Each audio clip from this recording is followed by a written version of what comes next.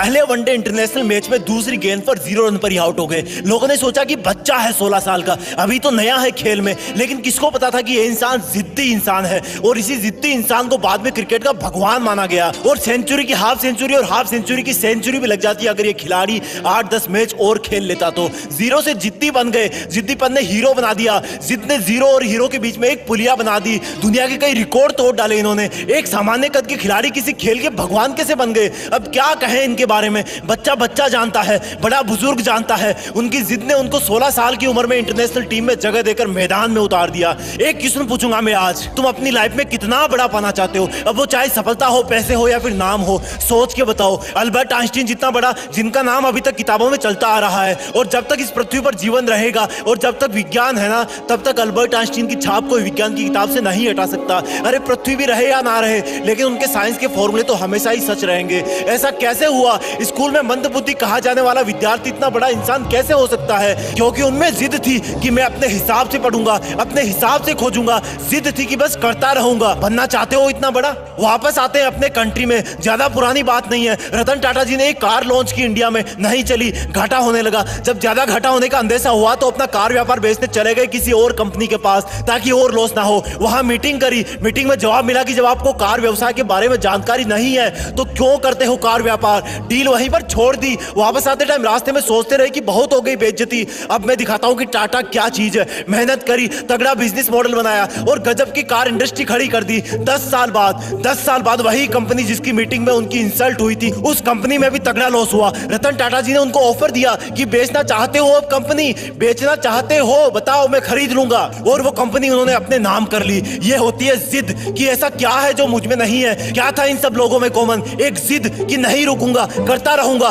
खुद को बेहतर से बेहतर बनाऊंगा। उनमें जिद थी कि वही बनूंगा जो मैं बनना चाहता हूं, चाहे कितनी भी रुकावटें आए। जिद है तो है। बनना चाहते हो उनके जैसा? मन किया ना बनने का, लेकिन ये जो लेकिन वर्ड है ना, वही तुम्हारी वाट लगा देता है। मैं कुछ करूं तो सही, लेकिन मैं बड़ा बनूं तो सही, लेकिन मैं मेहनत करना तो चाहता हूं, लेकिन मेरा सपना तो ये है, लेकिन कोई थाली में परोस के देगा क्या कि ये खा लो, आज से तुम सचिन हो जाओगे, ये खा लो, आज से तुम दुनिया में आइंस्टीन के नाम से जाने जाओगे, ये जड़ी बूटी खा लो, आज से तुम अरबपति बिजनेसमैन बन जाओगे। लेकिन मैं तुम्हें बताता हूं कि जब तक इस लेकिन वर्ड की तुम वाट नहीं लगाओगे ना, जब तक इसको जिद में नहीं बदलोगे ना, तब तक कुछ नहीं होगा। लेकिन पहले ये बताओ कि क्या खास था इन लोगों में? सोचो, क्या उन्होंने अवतार लिया था? क्या वो प्रकट हुए थे? क्या खास था इन लोगों में जब वो दुनिया में आए थे? वही हाथ पैर, वही आंखें, नाक कान मुंह पेट गला सब कुछ वही ना। उनके शरीर में भी इंसान का ही खून था ना, वही मिट्टी का शरीर था ना। क्या ये सोने चांदी के बने थे? क्या ऊपर वाले ने इनके कान में कोई गुप्त मंत्र फूके भेजा था कि जाओ तुम सचिन बनोगे, जाओ तुम रतन टाटा बनोगे, जाओ तुम आइंस्टीन बनोगे? चलो एक और एग्जांपल देता हूं। जब तुम्हें एक दिन के लिए कोई रूम में अकेले बंद कर दे तब तुम क्या करोगे?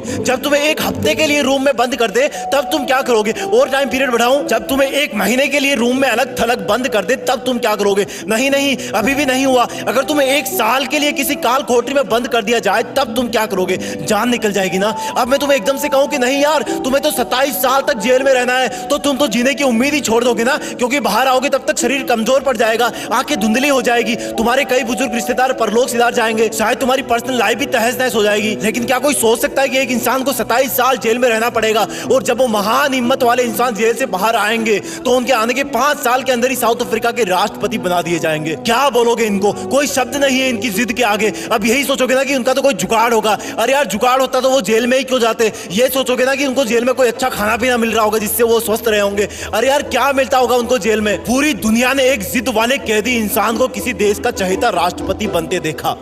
भारत से भी भारत रत्न अवार्ड जीत करके ले गए वो, करोड़ों दिल जीत के ले गए वो। अब बोलोगे कि ऐसा तो कोई ना कोई होता ही है यार करोड़ों में। हाँ, ये बात सही है, क्योंकि करोड़ों में एक ही वो इंसान होता है जिसके पास इतनी जिद होती है। वो इंसान बार बार गिरता है, बार बार उठता है, गिरता है, उठता है, लेकिन फिर गिर जाता है, लेकिन उठना नहीं छोड़ता, क्योंकि वो जिद्दी होता है।